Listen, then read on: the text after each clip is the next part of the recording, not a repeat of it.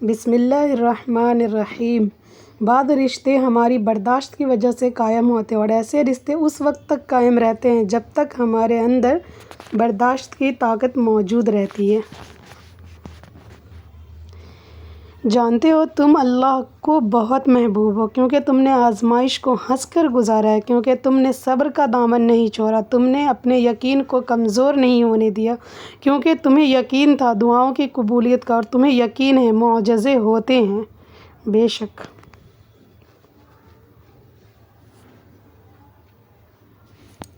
تم گھبراتے کیوں مقدر کے فیصلوں پر؟ کیا تم نہیں جانتے تمہارا رب غفور الرحیم ہے؟ وہ اگر رات کو دن اور دن کو رات کرنے پر قادر ہے تو کیا وہ تمہاری طرف دیکھ کر تقدیر کے فیصلے نہیں بدل سکتا؟ پریشان مت ہو، اللہ آپ پہ آپ کی طاقت سے زیادہ بوجھ نہیں ڈالے گا۔ یہ وقت بھی گزر جائے گا اور انشاءاللہ پھر آزمائش کے بعد اللہ بے شمار نعمتیں اور آسانیاں عطا فرمائے گا۔ مایوس مت ہونا، اللہ ہے نا، وہ سب اچھا کرے گا انشاءاللہ۔ صبر کر کے دیکھو، کیا پتہ اللہ کی بھی وہی رضا ہو جو تمہاری ہے۔ بے شک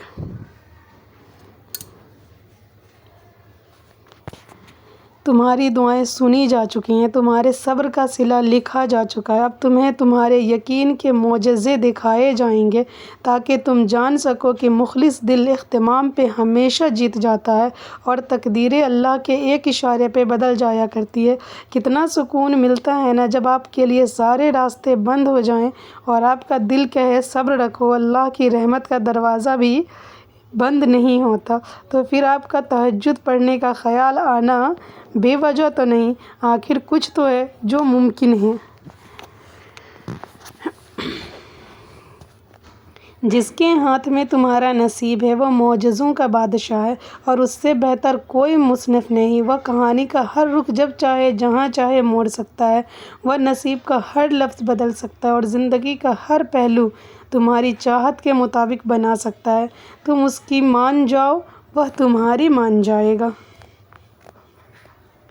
دیکھو آزمائش تمہیں اللہ سے ملواتی ہے، درد تمہیں سجدوں تک لے آتے ہیں، تکلیفیں تمہیں تہجد تک لے آتی ہیں، زندگی کی ہر کمی تم سے دعائیں کرواتی ہے اور ہر دکھ اور مشکل تمہیں جائے نماز تک لاتے ہیں، اور اللہ اپنے پیاروں کو ہی سب سے زیادہ آزماتا ہے۔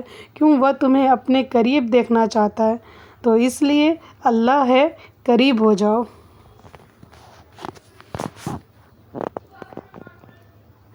جب نہ ملنے کا خوف ستانے لگے تو یقین سے دعائیں مانگنا، جب صبر نہ آ رہا ہو تب جائے نماز اٹھا کے خوب رونا، جب ہمت ہار ماننے لگے تب سجدوں میں اس سے ڈھیر ساری باتیں کرنے لگنا، جب سکون نہ پہنچ پا رہا ہو تہجد پڑھنا، جب اس سے تسلی ملتا دیکھنا چاہ رہے ہو تو قرآن کو پڑھ لینا۔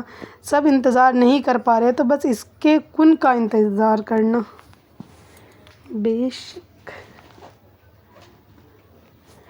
اللہ دیکھتا ہے جب تم سجدوں میں تڑپتے ہو، اللہ دیکھتا ہے جب تم دعا کے لیے ہاتھ اٹھا کر خاموش ہو جاتے ہو، اللہ کو اندازہ ہے جب تم صبر کرتے بھی تھک جاتے ہو، اللہ کو ہر اس لمحے کی خبر ہے جب تم بے بس ہو کر خاموش ہو جاتے ہو۔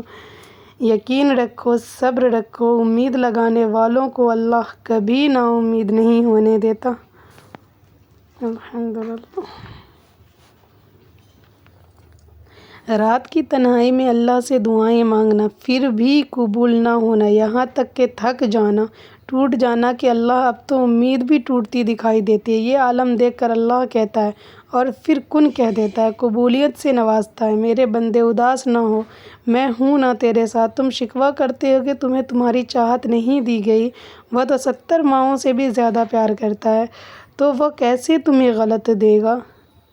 اس کی چاہت ہے کہ تم اس کی چاہت پر راضی ہو جاؤ تاکہ وہ تمہیں پھر تمہاری اس چاہت سے بھی زیادہ نواز دے گا۔ بے شک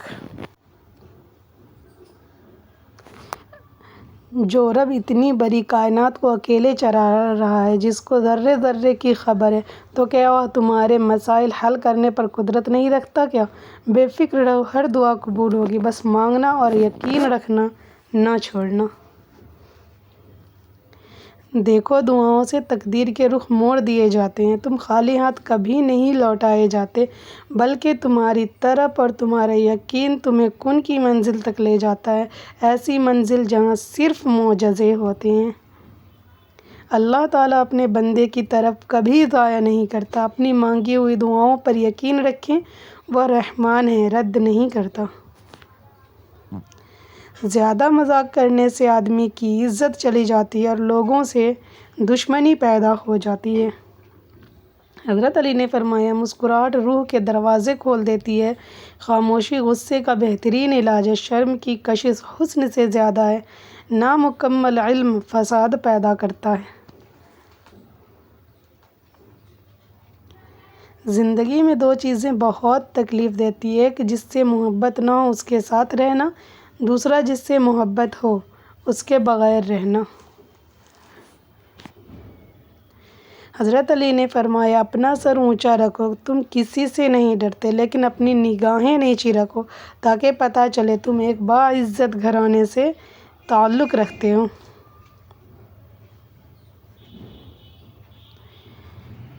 ایک وقت میں دو مت، جب تمہیں دو لوگوں سے ایک ہی وقت میں محبت ہو جائے تو ہمیشہ دوسرے کا انتخاب کرنا، اس لیے کہ پہلے سے محبت تھی ہی نہیں۔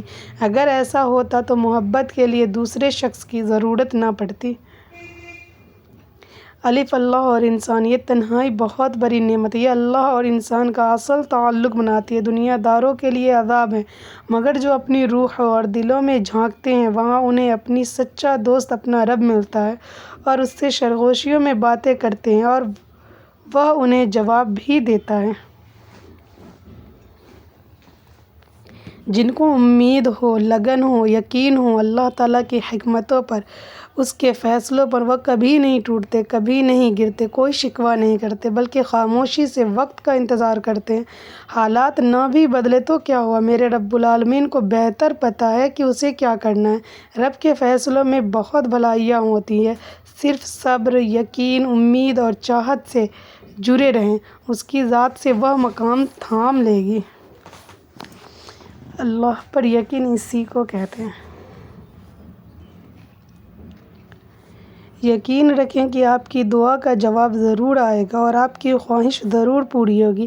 آپ نے ایک بادشاہ سے مانگا ہے، وہ جس کے لیے کچھ ناممکن نہیں، آپ کی خواہش بھی نہیں۔